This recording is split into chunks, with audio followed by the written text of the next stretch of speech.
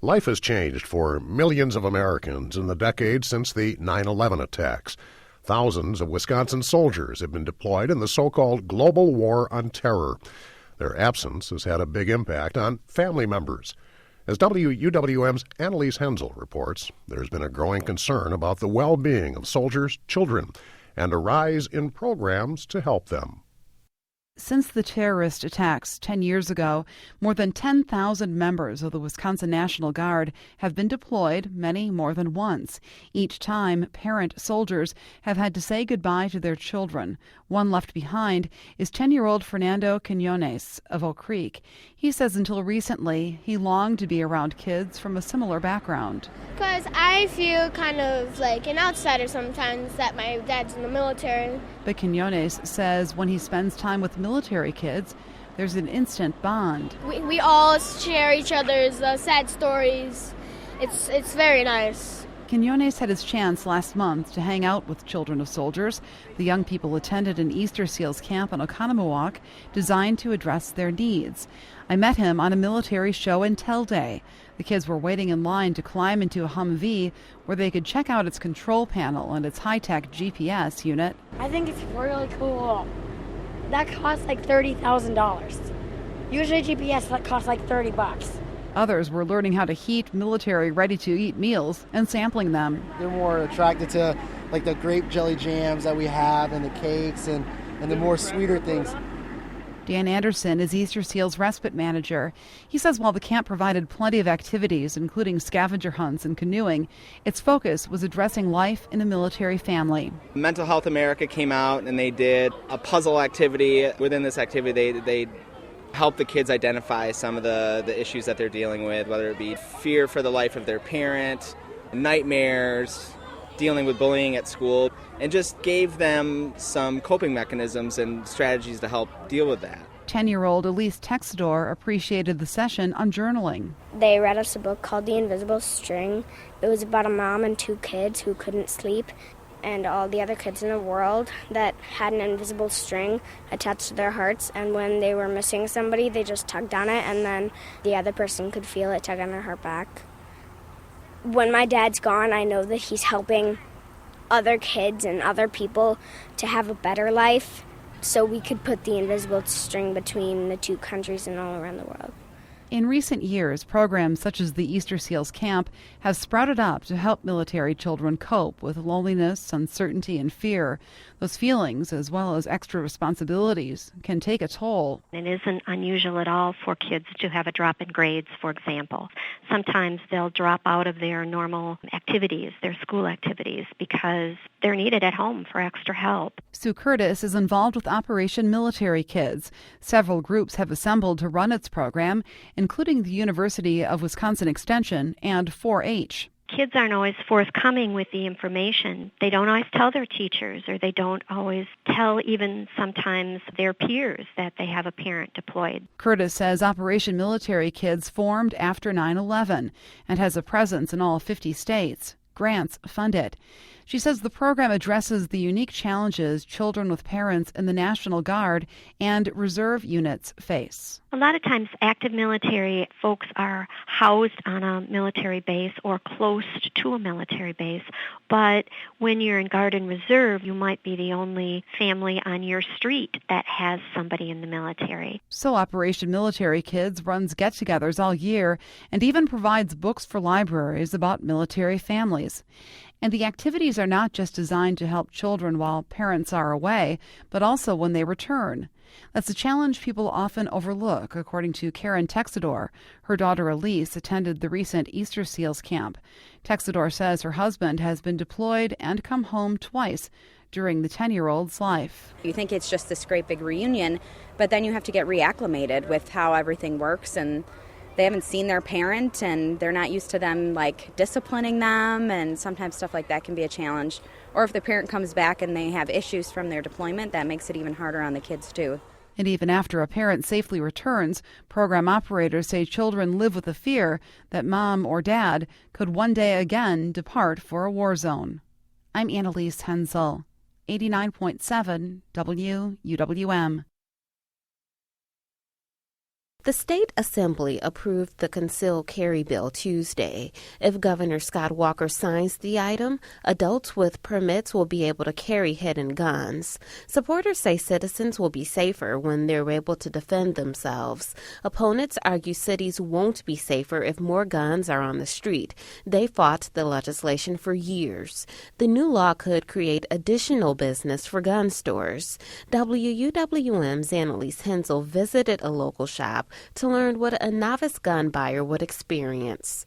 At the Shooter's shop in West Allis, handguns are packed into glass display cases. Rifles line the walls. You can hear sounds from the firing range in the basement.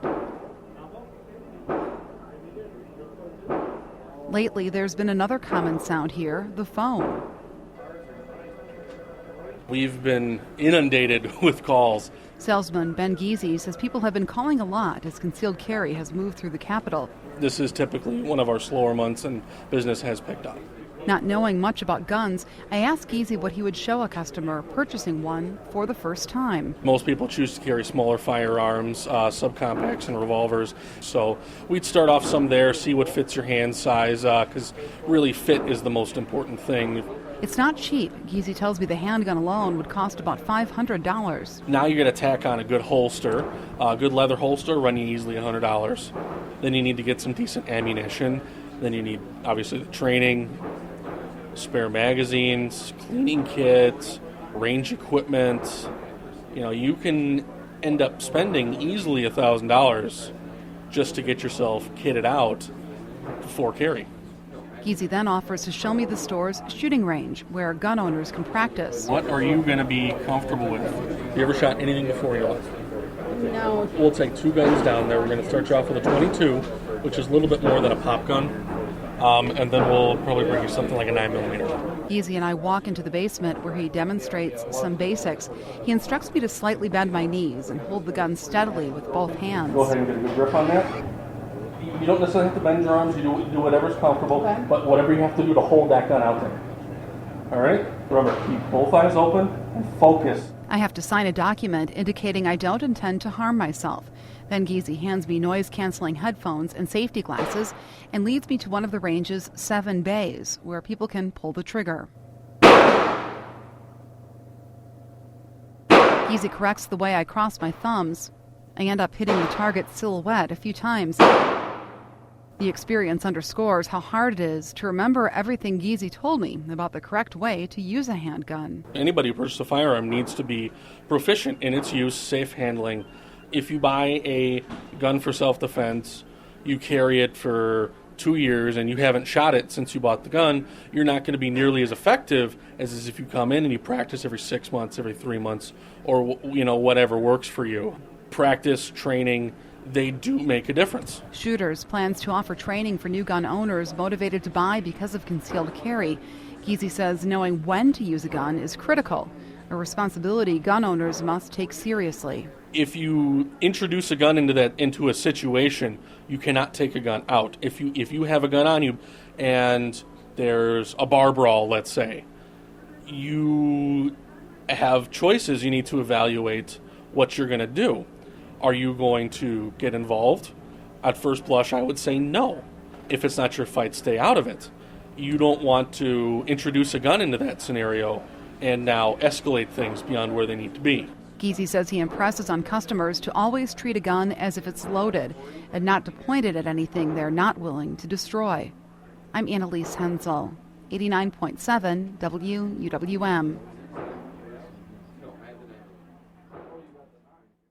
More than a third of Wisconsin state senators could be fighting for their political future because of voter outrage over the governor's budget repair bill. A number of recall attempts have been launched against the Democrats who've left the state to delay a vote, as well as Republicans who support Governor Walker's divisive proposal. The state has never faced so many recalls at one time. There have been a few high-profile cases, however, in which voters have worked to unseat elected officials.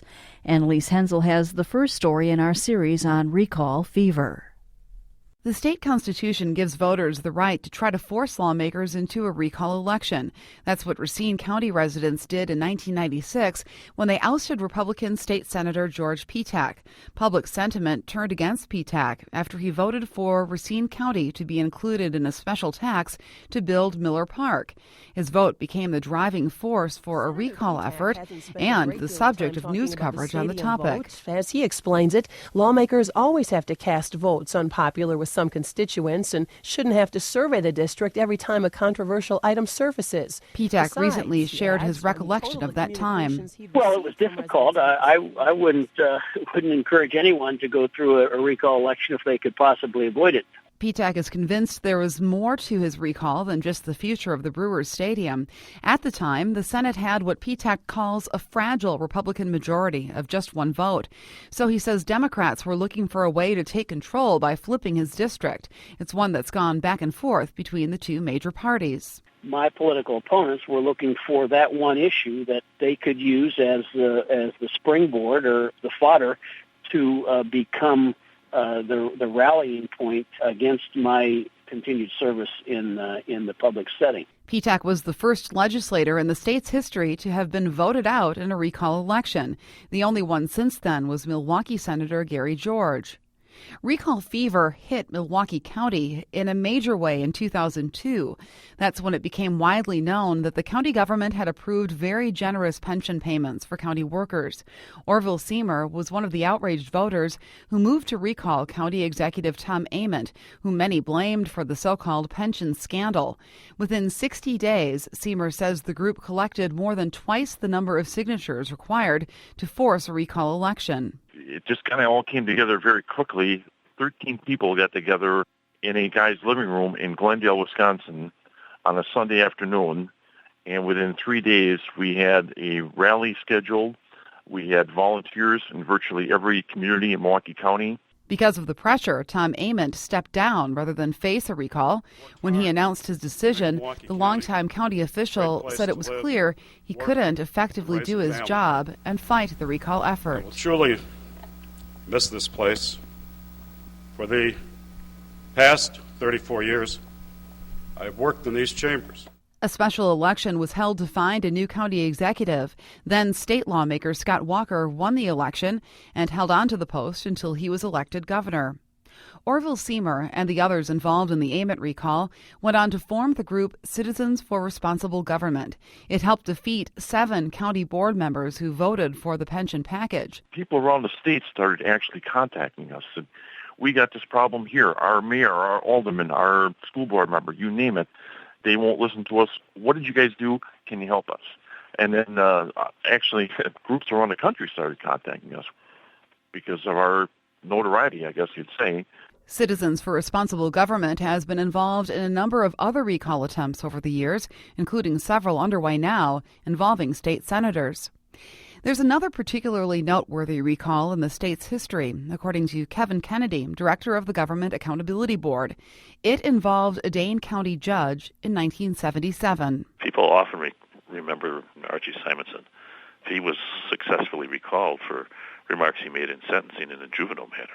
There was a high school student who was the victim of a sexual assault, and he made references to the fact that maybe she was asking for it by the way she dressed.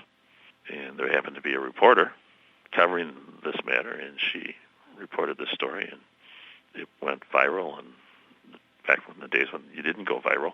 Kennedy says Simonson was the only judge in the state to lose a recall election. Kennedy says the state could face another first this year if enough valid signatures are collected to force numerous state senators into recall elections. The sheer number would put a strain on election officials and could result in a huge wave of campaign spending. We'll explore that topic tomorrow as our series on recalls continues. I'm Ann-Elise, 89.7 WUWM.